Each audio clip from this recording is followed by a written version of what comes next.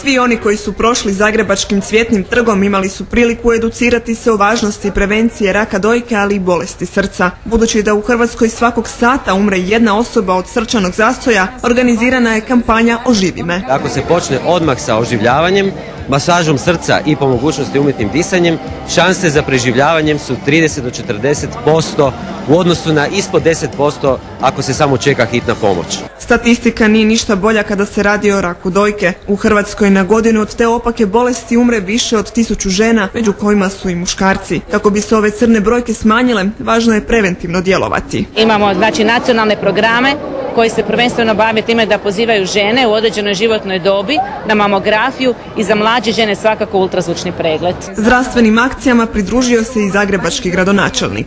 A vi prenesite i pozovite i druge da čine dobro. Hodite rano na preglede, dame, čuvajte se i onda je sve će biti u redu i se sve onda može riješiti. Najvažnije je, napominju liječnici, slušati svoje tijelo i prevenirati kako bi očuvali ono najvrijednije, zdravlje i život.